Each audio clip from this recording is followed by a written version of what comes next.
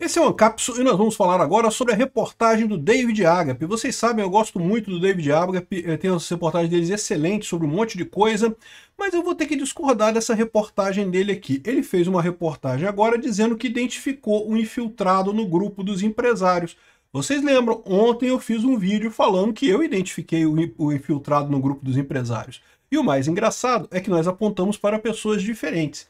E eu vou fazer a causa aqui, eu vou explicar para vocês a diferença e vamos ver, né? Assim, eu gosto muito do David Agape, acho excelente, o trabalho dele é muito bom aqui realmente, mas eu acho que tem dois conceitos diferentes de infiltrados nessa história. Pode ser que os dois sejam infiltrados. Aliás, é o que eu falo para vocês, o que não falta nessa galera toda é infiltrado, meu amigo. Essa notícia foi sugerida por Peter Cabeça de Ozempic, Cadeia no Xandão e várias outras pessoas. Obrigado aí ao pessoal que sugeriu notícias lá no nosso site, no visãolibertaria.com, e obrigado a você que está assistindo o nosso vídeo. Se você gosta do nosso conteúdo, por favor, deixe o seu like e se inscreva aqui no canal, né?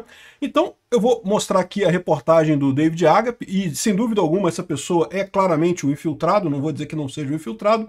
A questão, no meu ponto de vista, é que é um infiltrado tão próximo do Alexandre de Moraes que chega a ser estranho a movimentação que foi necessária para o Tagliaferro forjar o relatório. Se fosse ele o infiltrado que deu origem à coisa toda, já teria saído pelo STF, já teria saído pelo TSE e não teria havido a necessidade sequer da falsificação da parada. Esse cara aqui está dentro do TSE, lá dentro aquela moça chamada de bruxa e coisa e tal, ele é amigo dela e coisa e tal.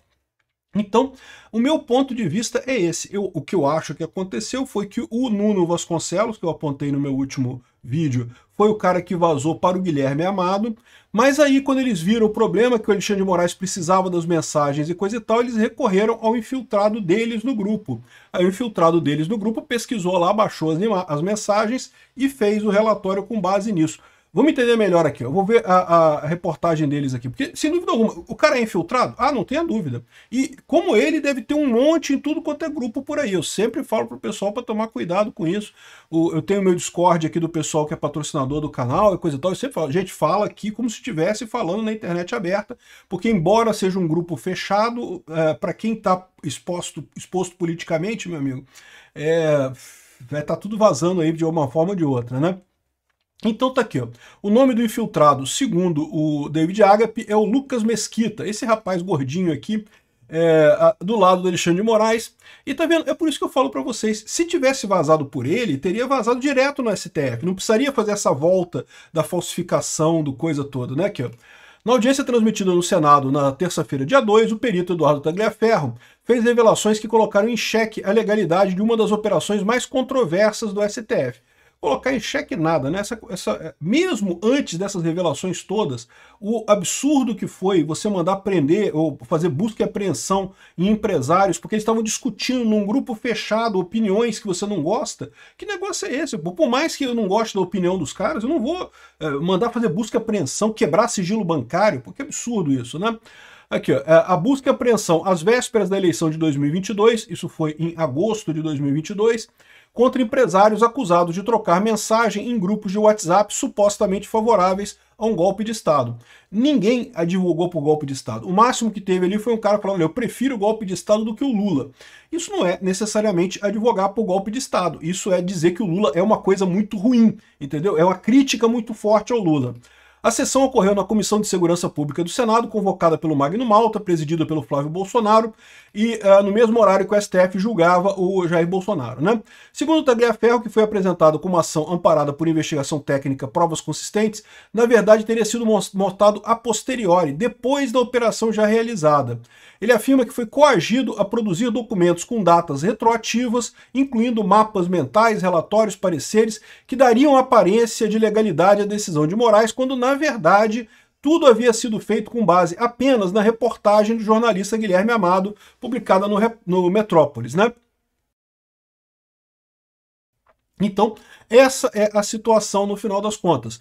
A origem da coisa foi a reportagem do Metrópolis, mas depois o Eduardo Tagliaferro foi obrigado a produzir um relatório para dizer que era a mesma coisa, que chegava na mesma conclusão, né? A nossa reportagem, Tagliaferro afirmou que as mensagens do grupo foram enviadas diretamente para ele pela bruxa da Vaza Toga, que a investigação já identificou anteriormente como a jornalista Letícia Salorenzo, né? A gente já falou sobre essa bruxa da Lava Toga também em outros vídeos aqui há mais tempo atrás, né? E a bruxa, ela própria se chama de bruxa, né? Ela tem lá no perfil dela dizendo que é bruxa e não sei o que lá. E sim, eu não tenho dúvida nenhuma, pelo que eles estão dizendo aqui, o material que foi para o Eduardo Tagliaferro veio da bruxa e, portanto, do Lucas... Como é que é o nome do cara?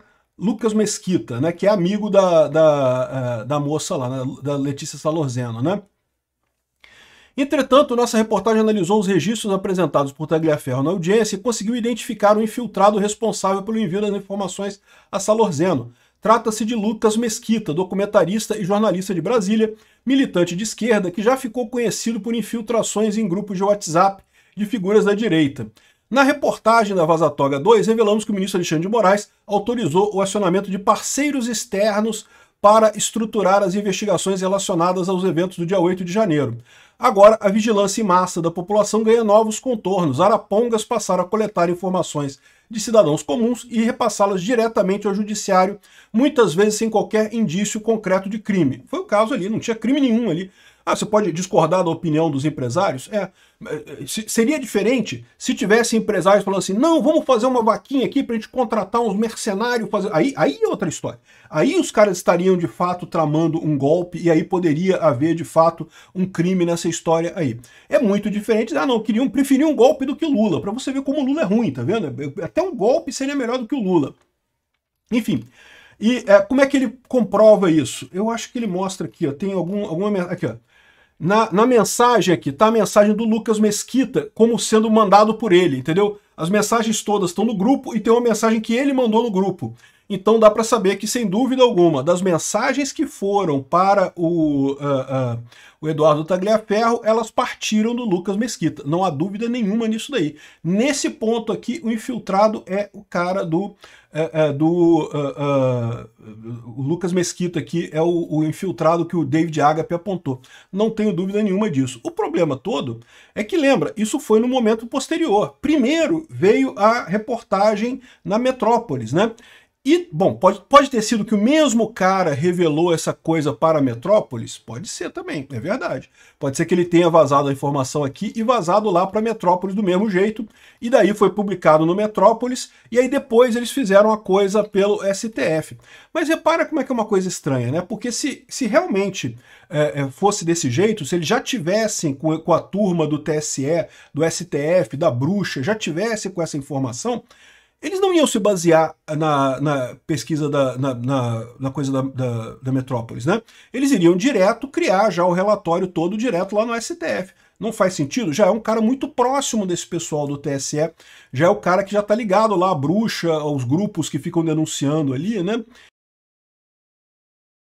Então, de novo, eu mantenho a minha opinião, tá? Eu falei aqui, de onde é que eu tirei esse negócio aqui? Eu falei para vocês, eu tenho uma fonte que me procurou no 7 de setembro de 2022, lá em Copacabana, no Rio de Janeiro. Foi um dos dias que eu fui lá nas manifestações, lá no dia 7 de setembro, e coisa e tal. E o cara é um empresário e me procurou e falou, olha só, eu tenho uma informação para você, eu sei quem foi que vazou a informação para o Metrópolis. E me falou e mostrou lá, o cara estava no grupo, ele mostrou o grupo no celular dele lá, o grupo dos empresários, e falou, explicou como é que funcionava, como é que era o grupo, que era um grupo de bate-papo sobre negócio. Raramente se falava de política ali. Era um grupo de bate-papo de negócios e coisa e tal. De vez em quando surgiu um tema mais político e coisa e tal. E aí ele falou justamente sobre que depois que teve esse vazamento, né, que apareceu na Metrópolis, um monte de gente saiu do grupo, é lógico, com medo, né, do que aconteceria. E aí ele me mostrou que ele acha, né, depois disso ele se encontrou com outros empresários do mesmo grupo e fizeram uma espécie de avaliação de quem é que pode ter vazado isso, quem é que teria interesse de vazar isso para o Metrópolis. E aí teriam chegado à conclusão que seria o Nuno Vasconcelos. Por quê? Porque é o cara mais à esquerda, que tem mais ligação com o governo Lula, que teria mais interesse nesse tipo de coisa. Pode ser que o cara tenha se enganado? Pode ser que tenha sido realmente o Lucas Mesquita que está aqui. Mas o cara me pareceu bastante certo ali no momento, e é um cara que estava lá no grupo dos empresários, conhecia a galera toda, conversou com todo mundo ali. Então, ou seja, ele me falou que era o Nuno Vasconcelos, né? O cara lá de Portugal. Bom, eu mantenho isso. O que eu acho que aconteceu aqui foi que o vazamento original para Metrópolis foi com o Nuno Vasconcelos. Aí, quando o Alexandre de Moraes fez a ação com base na reportagem do Metrópolis, ficou estranho. Ele falou, não, temos que fazer agora, a gente tem que dar um jeito de falsificar o relatório para dizer que não, que a gente teve outra investigação e coisa e tal. E aí recorreram ao grupo de parceiros. Quem é que teve acesso a esse grupo de empresários que pode pegar as informações de lá? Qualquer pessoa que estivesse nesse grupo de empresários poderia ir lá e colher as informações que estão lá, né, dar o print das mensagens e coisa e tal. Aparentemente, aquele grupo ainda não se fazia apagamento automático de mensagens e coisa e tal.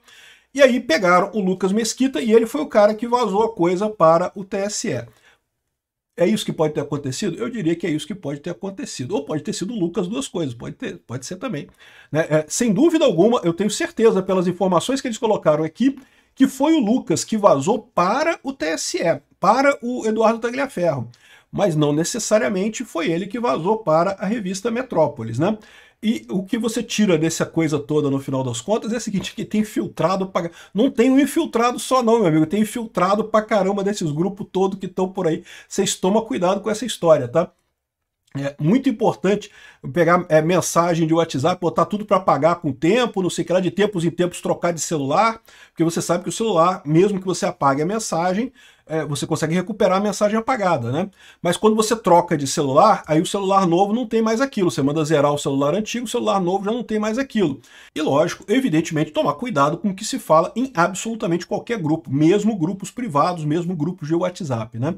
Agora, uma coisa que eu acho importante ressaltar aqui também é que não teve crime nenhum de qualquer forma. Ou seja, o que foi vazado são conversas totalmente banais.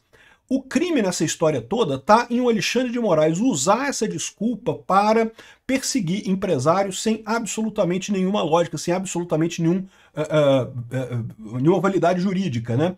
E mais do que isso, por que o Alexandre de Moraes foi em cima desse pessoal? Tá mais do que na cara que ele foi impulsionado pela lorota da Patrícia Campos Melo, lá do disparo em massa de WhatsApp. Vocês lembram que lá em 2018 a Patrícia Campos Melo fez uma reportagem dizendo que o Bolsonaro só ganhou a eleição porque teve disparo em massa de SMS bancado pelo Luciano Hang, né? E aí, por isso que o Luciano Hang entrou nessa história. Eles queriam ver se tinha alguma coisa, eles quebraram o sigilo fiscal, o sigilo financeiro do Luciano Hang, para ver se ele estava mandando dinheiro para alguém, coisa e tal. Uma coisa absurda. É o caso clássico de pesca probatória. Não tinha nada contra o cara pelo fato dele estar no grupo. Lembra? O Luciano Hang não comentou nada. Essa interação que teve lá, questão de falar que preferia golpe do que Lula, não sei o que lá, o Luciano Hang não teve nada a ver com isso. Nada, zero. Né? E, no entanto, ele entrou nesse inquérito também. Entrou por quê? Porque o Alexandre de Moraes queria pegar alguém.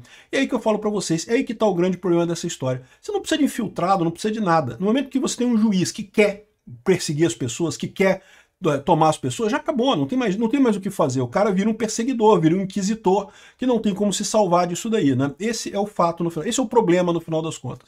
Mas sim, tem um monte de infiltrado por aí. De qualquer forma, parabéns para o David Agape pela reportagem, muito interessante, recomendo que vocês vejam. Eu vou deixar o link da reportagem dele na descrição desse vídeo aqui. E fala sobre quem é o cara é um cineasta falido, né, que fez filme contra golpe, não sei o que lá, fez parte da política no Flamengo, tem mais um monte de coisa que fala sobre ele aqui, então tá bem interessante a reportagem. Nem vou falar aqui para você ir lá na reportagem dele para ver lá na investigação, tá bem interessante mesmo. Obrigado por assistir o vídeo até o final. Além de curtir, compartilhar e se inscrever no canal, considere se tornar patrocinador com valores a partir de R$ 1,99. Clique no botão Seja Membro abaixo para saber as condições e vantagens de patrocinar o canal. Mais informações sobre o nosso projeto, visite nossos sites indicados na tela.